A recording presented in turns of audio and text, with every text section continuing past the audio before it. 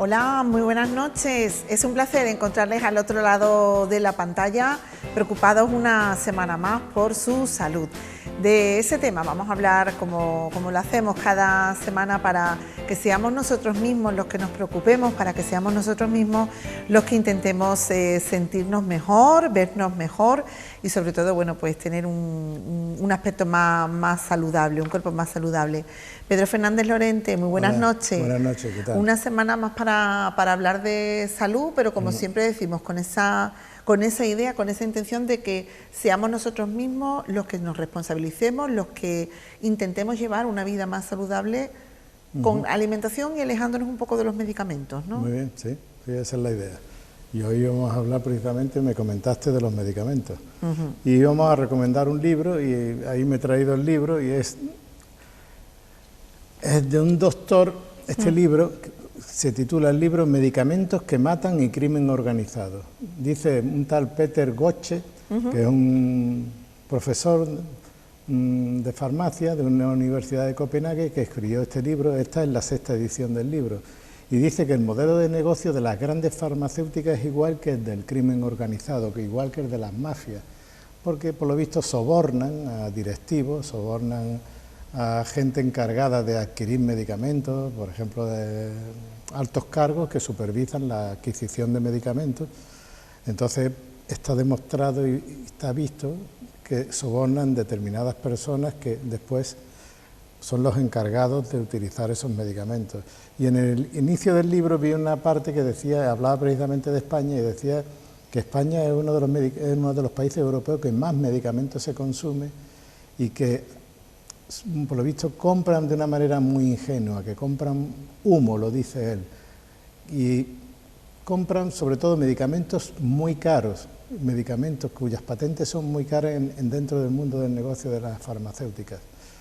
Y comentaba que los españoles consumimos muchos medicamentos, y que 1/3 de los gastos de la Seguridad Social en farmacia son medicamentos, y que son muchos los miles de millones que se van ahí.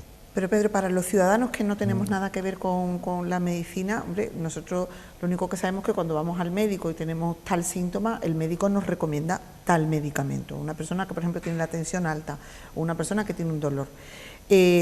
La persona, el ciudadano, piensa que ese medicamento que se le ha recomendado, imaginemos el ejemplo de la tensión, ¿no?, alta, si el médico ha elegido ese medicamento para esa persona, se entiende que es porque es el medicamento que ha demostrado en un laboratorio ser el más eficaz para poner el remedio a esa dolencia, a ese problema, y que tiene los efectos menos indeseables. Pienso yo, ¿no? Entiendo que es el pensamiento del ciudadano, ¿no? Si me ha mandado este medicamento en lugar del otro, es porque se ha tomado esa decisión. No son así los criterios, no se decide así. Así hemos pensado siempre, y así he pensado yo, hasta hace 4 o 5 meses que no empiezas a informarte y a leerte las cosas. Vamos a ver, el médico sabe mucho de enfermedades, sabe mucho de fisiología, sabe mucho de anatomía, y sabe de muchísimas cosas. Y sabe de farmacología. Yo estudié farmacología en la Facultad de Medicina. Pero estudia los fármacos, digamos, genéricos, la atropina, estudia los antihistamínicos, estudia determinados medicamentos. Lo que serían los principios activos, por entendernos. Sí, pero cuando el médico receta un medicamento, el problema es que las industrias farmacéuticas influyen sobre los médicos, influyen sobre las asociaciones e influyen sobre los organismos encargados de comprar esos medicamentos. Eso es lo que habría que regular. Entonces, ¿qué pasa? Tú, claro, confías en el médico, yo también confío en el médico y me gusta que confíen en mí mis pacientes, pero yo reconozco que yo no tengo los conocimientos cuando me preparan un medicamento, aquí dice que venden mentiras con los medicamentos. Me presentan un medicamento que ha salido al mercado adornado por unos estudios que están alteradas las estadísticas y que se lo han adornado y se lo han presentado al médico muy bien, y el médico pues confía en esos trabajos. Pero aquí cuando empiezas a estudiar esto ves que los trabajos están adulterados, que se manipula, que las opiniones están erróneas, que las estadísticas están alteradas, que se hacen los estudios con demasiados pocos pacientes para que no salgan problemas de comercialización una vez comercializado el producto. Yo no sabía que un medicamento sale al mercado y durante el periodo de los años posteriores a la comercialización se van observando los efectos indeseables de ese medicamento. Y hay, dice un trabajo aquí, dice en esta revista, en Discovery Salud, en la revista 206, dice, un estudio lo confirma, las farmacias están cada vez más llenas de medicinas peligrosas. Dice que ha habido un trabajo del AMA, de la Asociación Médica Americana, que desde el año 2001 a 2010 salieron al mercado 220 productos, de los cuales han tenido que retirar 71 por efectos indeseables, entre ellos cáncer. Es que estamos hablando más de un tercio de eso. Claro, alteraciones hepáticas y todo. Entonces, muchos medicamentos se aprueban sin tener en cuenta la acción que van a tener y los efectos indeseables. Se ven que ya se estudiarán sobre la comercialización. ¿Qué hacen ellos? Hay una doctora, una tal Angela Spellberg, en otro artículo de esa misma revista, que dice que las industrias farmacéuticas se gastan más dinero en marketing que en investigación, porque es más rentable sobornar a altos cargos, a dirigentes, a médicos, que invertir. Y además hay medicamentos que se usan, después se le cambia el nombre, el principio activo es el mismo, se hace una campaña de marketing y se vende 20 veces más caro. Entonces la doctora Spellberg, te voy a decir cómo manipulan. Dice ella que en Alemania se gastaron 215 millones de euros en pagarles 17.400 euros a 125.000 médicos alemanes. Entonces, ¿qué hicieron?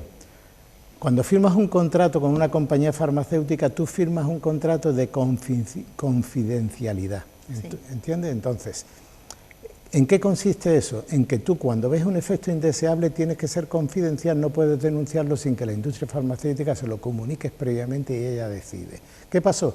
Había un medicamento que era la fluoxetina, que lo toma muchísima gente, es un inhibidor de la recaptación de serotonina, es un antidepresivo. Ese medicamento salió al mercado y le denominaron, yo me acuerdo cuando salió ese medicamento, era la droga, ¿qué época más o menos? Por ahora 10, 12 años, era el medicamento de la felicidad, era el Prozac, el Serosat. Entonces ese medicamento se vio que producía muchísimos efectos de tendencias suicidas de los pacientes. Entonces, ese efecto indeseable que se hace después de la comercialización para retirar el producto, si los médicos empiezan a decir que se han observado eso, pero los médicos tenían esos contratos firmados, no podían hablar más de la cuenta. Entonces, ¿qué decían? En vez de tendencias suicidas, dicen que es que se ha exacerbado la depresión del paciente y que estaba tomando poco medicación, que había que tomar más medicación, o que la dosis no era la adecuada, ¿entiendes? Entonces, muchas respuestas suicidas, muchas tendencias agresivas de casos de gente que en un momento dado agrede y matan, o que sea. También se demostró que en Estados Unidos todo el que se subía encima de una torre y empezaba a disparar, todos estaban tomando medicamentos antidepresivos, ansiolíticos. Está interrelacionado. Esos efectos indeseables que surgen. Entonces, si yo a los médicos les firmo ese contrato, les doy un dinero y digo que en vez de tendencia suicida es que se ha agravado la depresión, que no se puede poner eso de tendencia suicida porque corro el riesgo de que me retiren el medicamento, y si yo hago un estudio post-comercialización en el cual elijo pocos pacientes, y hay un caso ahí de que dice que de 520 y tantos estudios que se hicieron, no salió ni un efecto indeseable siquiera. Y se piensa que la mayoría de los medicamentos, de 3.000 tipos de tratamientos que ponen los médicos, la efectividad real y exacta y buena para el paciente no llega al 11%. Y ya dijimos el otro día que en el 2001 había habido 100.000 o 200.000 casos de muertes por efectos indeseables de los medicamentos, por sobredosis de los medicamentos. Pero Entonces, volvemos un poco al principio, para los ciudadanos que están en casa, que quizás sí. manejamos poco de medicina, se supone que un medicamento se está investigando en un laboratorio y tiene unas pruebas, ¿no? Harán unas pruebas, esas pruebas se hacen con animales, se hacen con personas, con humanos. Esas pruebas se hacen con animales, pero no se pueden extrapolar las cosas, con los animales no reaccionan igual que se cogen voluntarios, por ejemplo. Un caso que antes de tú venir lo estaba leyendo. Entonces, hablan de un medicamento que se llama sertralina. La sertralina cogió a 20 voluntarios sanos. Entonces tú, lo mismo que coges donantes de sangre, coges voluntarios sanos y pruebas los efectos del medicamento. Yo te doy a ti un dinero y tú te vas a tomar estas dosis y los efectos indeseables van a estar aquí. Entonces, de los 20, pues por lo menos en 4 aparecieron tendencias suicidas. Pero tendencias suicidas de que dice aquí, si quieres te los leo textualmente. Dice, uno de ellos había salido de casa para tirarse bajo un tren o un autobús cuando una llamada al móvil le salvó la vida. Estos eran pacientes sanos que tomaban este medicamento. No eran personas con depresión, eran personas que se habían ofrecido sanos, voluntariamente a este experimento. Claro, entonces, si esto se hace después de que el medicamento sea comercializado y se ocultan estos datos, estamos llevando a montones de gente por efectos indeseables a la muerte, ¿entiendes? Entonces, mientras no se regule la fuerza o la influencia de las industrias farmacéuticas sobre los médicos y sobre las entidades encargadas de comprar, adquirir medicamentos y estudiar los medicamentos, los pacientes pensamos que estamos protegidos, pero no estamos protegidos prácticamente. Estamos a merced de las industrias farmacéuticas, de lo que nos quieran vender y de lo que nos quieran mandar. ¿Y a quién utilizan? Pues a los médicos, que por el motivo que sea, se creen esos estudios que están adulterados también, porque en esta revista hay otro trabajo que habla de los estudios científicos y médicos y que hay muchos que no tienen una base científica y lo ponen y los médicos pues se tragan muchos de los trabajos. Y después se sabe que muchos señores han recibido dinero por hablar bien de un producto en un determinado congreso. Y hubo un medicamento que quisieron aprobar porque la industria esa farmacéutica, no voy a decir el nombre, estaba a punto de la quiebra y tenían que aprobar un medicamento. Y fueron a Suecia a intentar aprobarlo porque pensaron que allí era más fácil aprobarlo que en la FDA en Estados Unidos. Pues se llevaron a unos cuantos médicos al Caribe, hicieron submarinismo y lo pasaron estupendamente. Es una manera más de sobornar. Es que yo no puedo ir a un juicio si el juez tiene acciones en la cárcel. Es que está claro, ¿entiendes? O sea, hay cosas que no se pueden imbricar unas con otras. Lo que ocurre es que todo esto que nos estás contando, Pedro... Eso para mí era extraño también. Yo antes de leer suena una película de terror, porque sí, suena película de terror. Nos imaginamos a los médicos en un simposio, en un congreso, pues poniendo en común ideas... de alguna manera trabajando en pro de la humanidad, ¿no? Nos imaginamos es como es en realidad. Claro. Pero si yo a ti te presento un producto y te digo que ese producto es muy bueno y hago una campaña de marketing bestial y en el Congreso presento unos trabajos que dicen que ese medicamento es muy bueno y todo, pues el médico o lo ve y lo ve normal. De hecho, tenemos películas incluso que tienen esa trama, ¿no? De medicamentos que dan problemas y que se tapan esos efectos indeseables para que el medicamento salga adelante, porque es más barato que siga adelante. Nosotros no vamos a arreglar el mundo aquí, ¿entiendes? Yo digo lo que yo he visto después de leer todo esto que tú me dijiste, vamos a hablar sobre los medicamentos. Después de ver todo esto, yo incluso he aprendido muchas cosas que yo desde que acabé medicina, pues no sabía que la trama funcionaba así. Yo, por ejemplo, no sabía que, por ejemplo, en Estados Unidos y en Europa, si tú sacas un medicamento y aparecen efectos indeseables, los jueces le exigen a las industrias farmacéuticas que indemnicen a esos señores. Indemnizan a lo mejor con 400 millones de dólares cuando ese mismo medicamento la ha reportado en un año 3.000 millones de dólares. Para ellos es una cantidad insignificante. Pero es que en España están exonerados. O sea, ¿qué quiere decir? Que los efectos indeseables que los medicamentos produzcan queda totalmente desprotegido el paciente.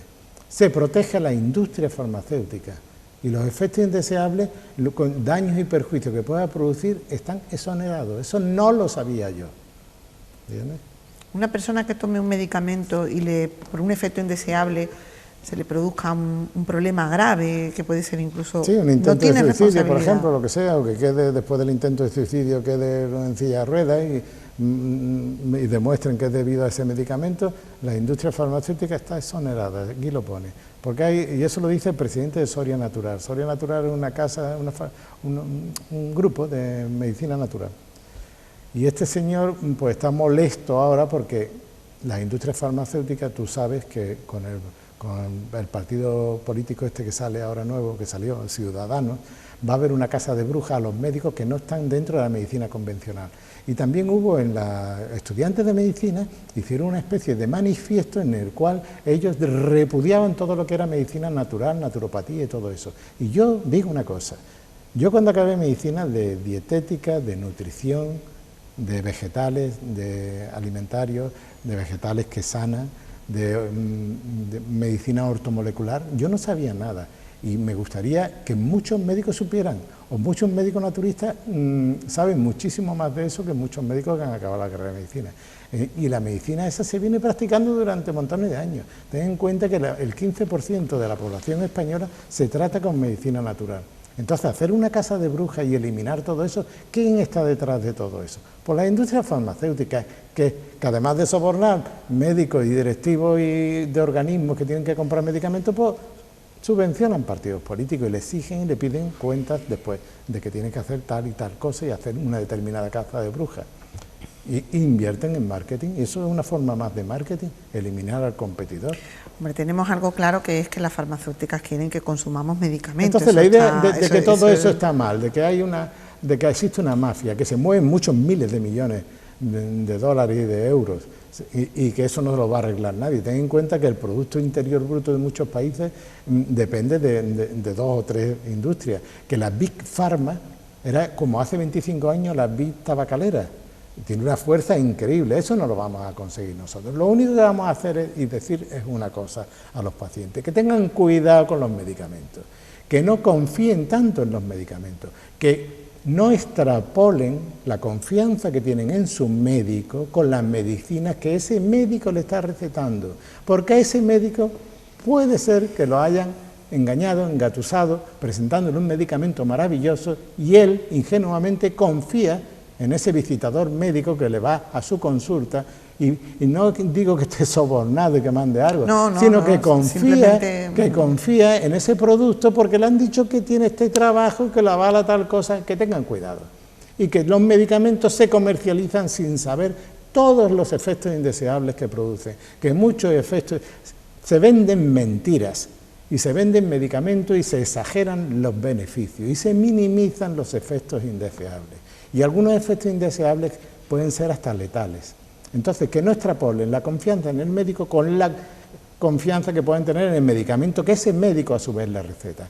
Que tengan cuidado con los medicamentos recién salidos al mercado nuevos, porque pueden ser ellos cobayas de ese medicamento.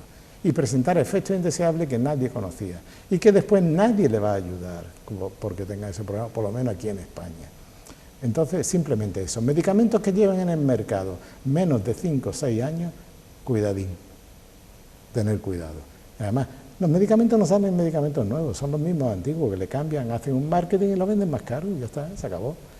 Quimioterápicos salen muy pocos nuevos, estamos usando los mismos de hace 30 años, cambiándole el nombre y vendiéndolos más caros.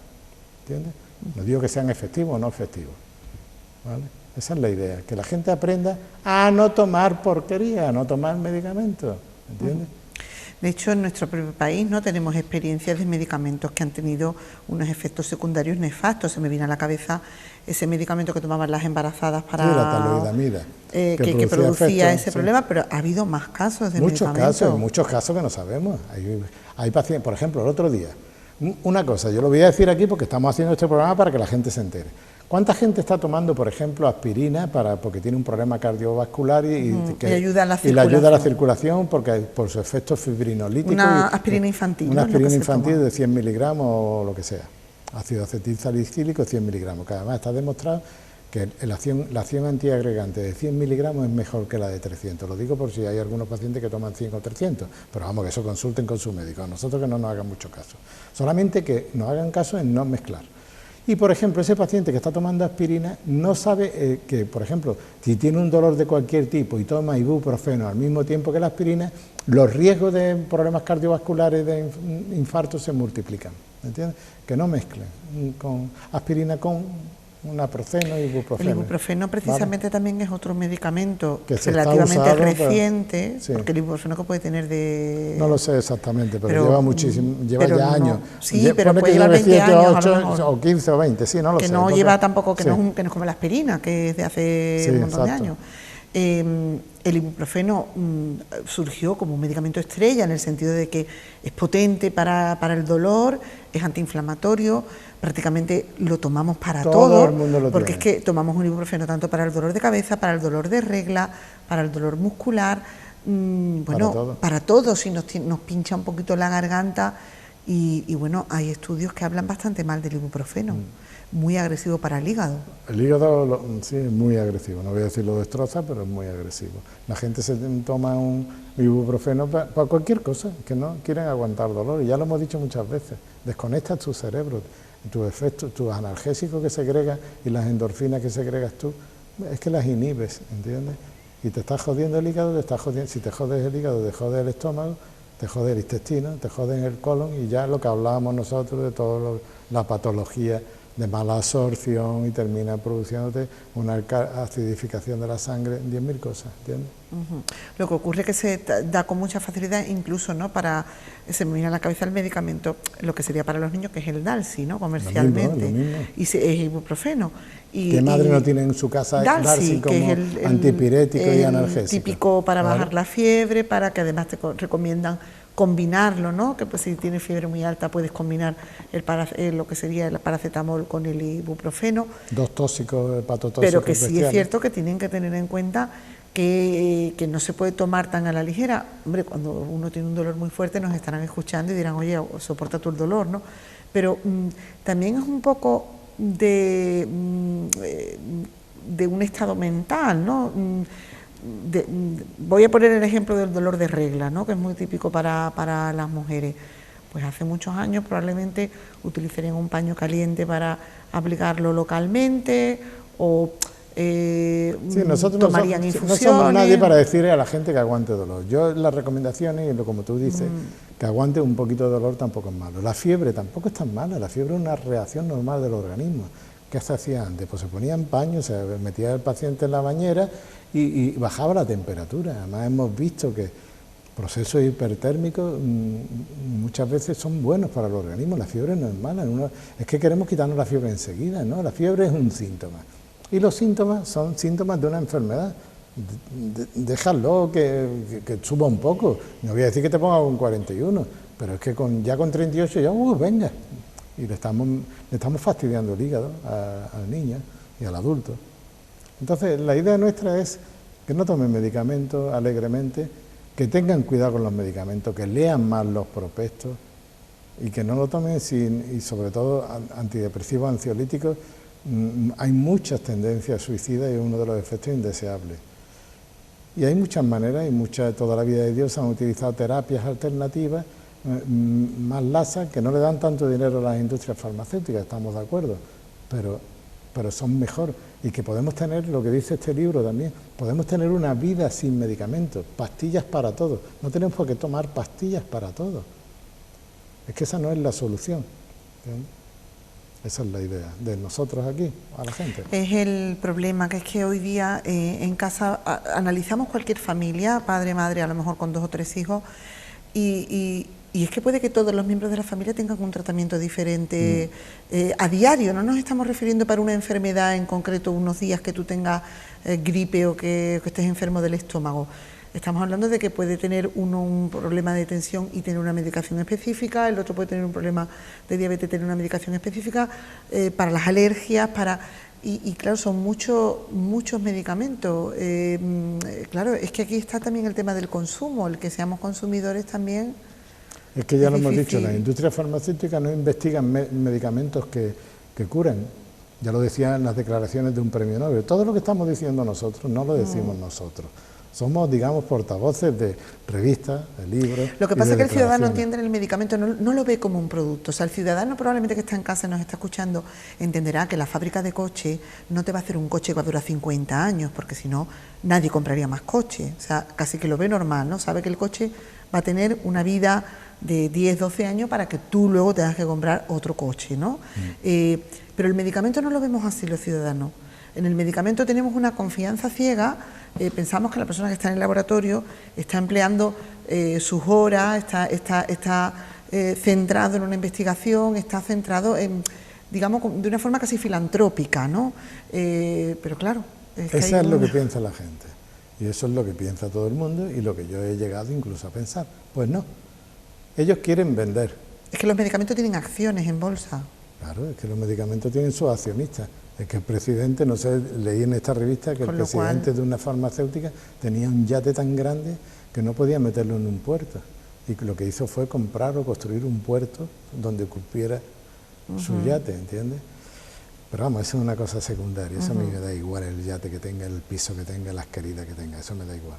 Yo lo que quiero es que la gente sea consciente cuando toma medicamentos de que hay medicamentos que hay que tomar, como son antidiabéticos, medicamentos para la tensión y todo lo demás, pero que no abusen de ellos, que no tomen un medicamento para cualquier cosa, que se puede vivir incluso más sano y montones de enfermedades banales, no vayamos buscando un medicamento rápidamente. Que si hay que tratar una enfermedad, pues se trata la enfermedad con el medicamento específico que tu médico te lo va a recetar. Es que incluso medicamentos, se me viene a la cabeza, ¿no? Cuando estemos con esos síntomas gripal, ¿no? Que nos sentimos tan mal, ¿no? Que tenemos el dolor muscular, que tenemos la nariz, y te hablan de ese medicamento bomba, además te lo suelen anunciar como una bomba que va a eliminar todos los virus y las bacterias de tu organismo tomando un solo sobre, ¿no? De hecho nos presenta a la persona en el anuncio, ¿no? Que se toma el sobre para poder continuar con su vida. Es que no somos máquinas, claro. Es que somos personas. Es que el organismo te está avisando. Y a lo mejor pues cada 3 años pues vamos a tener que parar 2 días para soportar una gripe en casa. Claro. Y se ve a la persona que en lugar de estar con la gripe pues está pescando con el hijo, ¿no? Está de fiesta con la señora.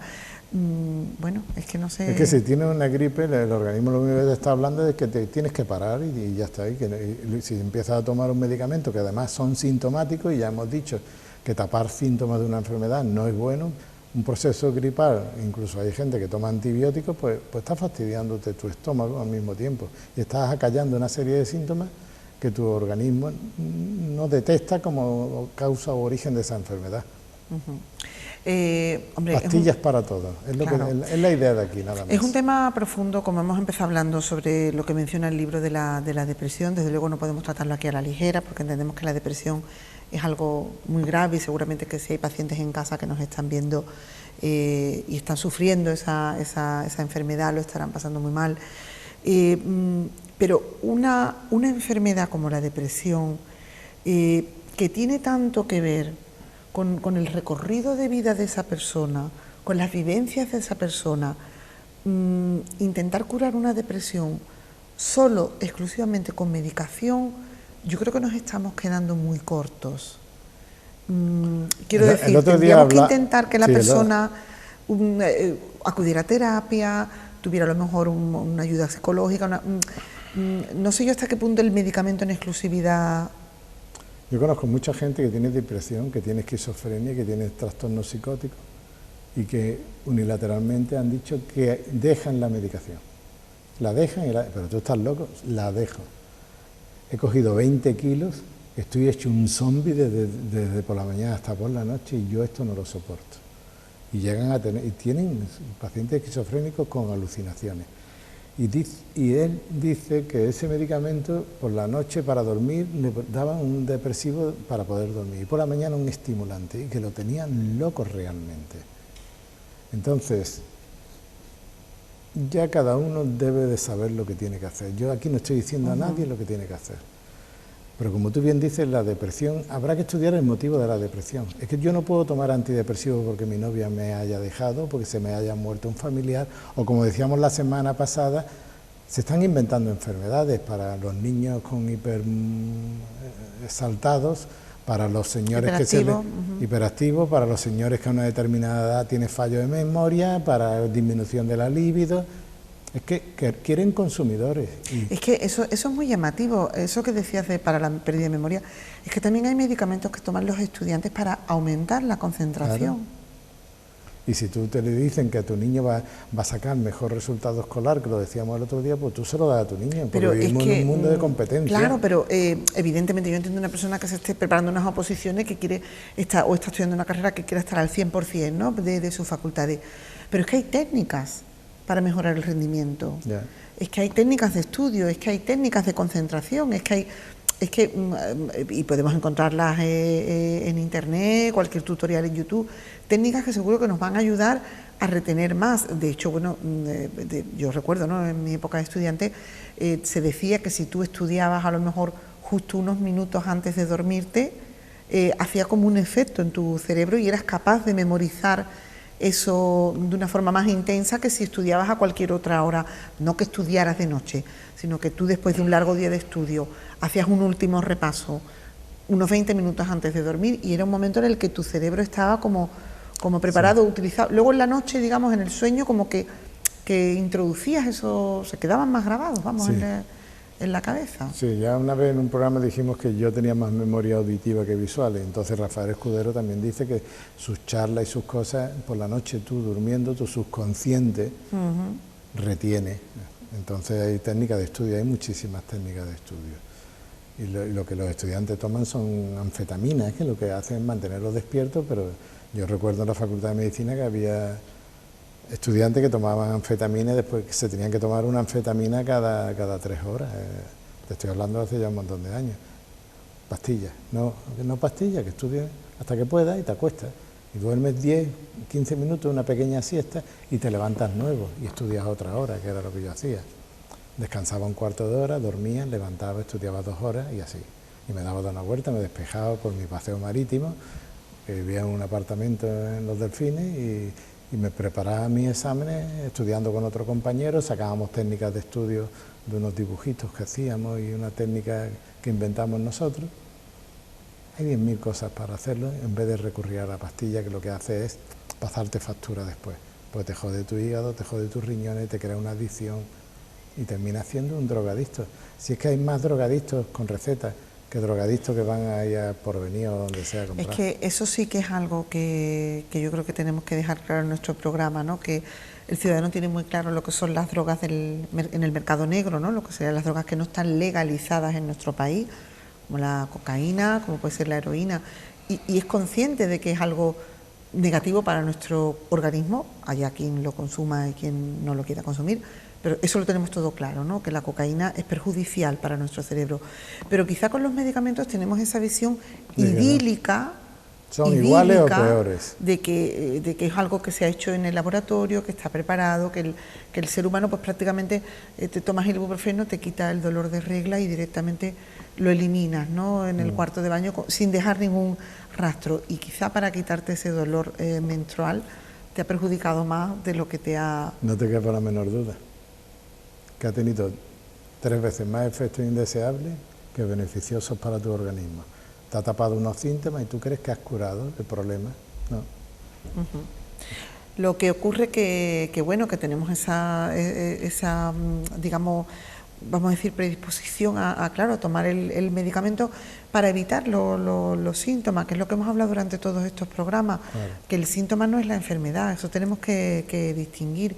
El tener un dolor hay que dejar un poco al organismo, o un medicamento que también me llamaba mucho la atención, un medicamento que se toma para no tener, los medicamentos para no tener resaca, sí, o los medicamentos para que el alcohol no te haga efecto. Bueno, para que te recuperes, sí. Pero tomar un medicamento para que estés de copas y no llegues a... quiero decir... no existe ese medicamento. Tú tomas copa y estás mal. Entonces, cuando te ingresan al hospital por un coma etílico, lo que metían en aquella época mía de estudiante era el Venadón. Lo metían en vena, que era un complejo vitamínico de vitamina B, que lo que hacía era recuperarte un poquito de la resaca, ¿entiendes? Lo mismo que beber agua. Eso hace que... El alcohol te ha producido una deshidratación. El alcohol produce una deshidratación a nivel neuronal. Entonces, el administrar agua e hidratar ese cuerpo es muy importante. Lo mejor para evitar la resaca es no beber alcohol. Bueno, eso es lo ideal, pero una vez que se ha bebido es beber agua. Pero quiero decir, ¿hasta qué punto existen medicamentos, ¿no? O incluso muchas veces nos pasa que a lo mejor tenemos lo que es el resfriado común y te mandan ese sobre para eliminar, ¿no? Para quitar todo.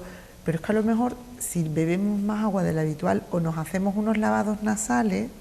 Además ha demostrado que todos esos vasos constrictores, nebulizadores y todo eso corre el riesgo de muchos problemas cardiorrespiratorios. Y luego otra pregunta que nos hacemos, si nuestro cuerpo ha producido más mucosidad, no la ha producido porque sí, porque ha decidido de repente producirla, habrá producido más mucosidad para eliminar, ¿no? Claro, es que tienes que dejar a tu cuerpo que tu cuerpo reaccione. Entonces, ¿cuáles son los productos naturales? Beber agua e hidratarte, para fluidificar esas secreciones que te están obstruyendo. Que en un momento dado puedes utilizar remedios caseros como lavados nasales con sal, con lo que sea, para evitar la tos. Había montones de remedios, que poner media cebolla en la visita de noche para quitarte la tos. Veíamos en otro programa las propiedades antibióticas depurativas del ajo. Y veíamos las propiedades de las hierbas, del cardo mariano, de la artemisa. Hay montones de remedios y dentro de la medicina natural hay muchos remedios inocuos.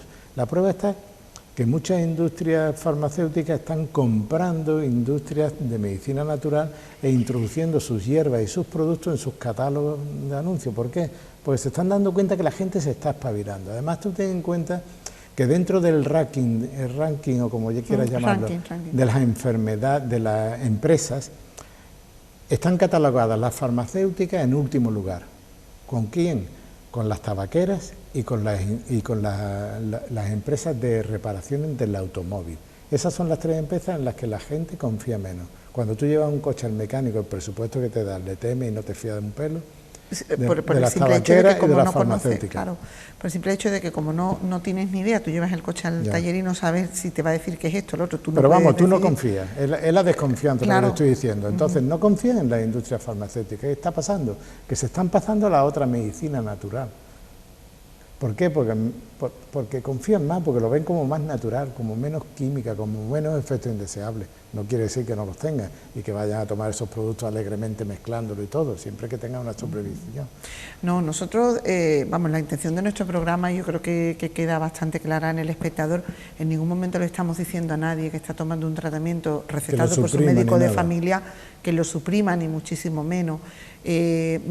Lo que sí estamos intentando transmitir es una idea de que no aliméntate mejor. Exacto, y consume menos medicamentos. Exacto, y que no confíen ciegamente en los medicamentos, que mueren muchísima más gente de accidentes, de efectos indeseables de los medicamentos y de sobredosis que por accidentes de tráfico, por cáncer y por enfermedades cardiovasculares. Que tengan cuidado.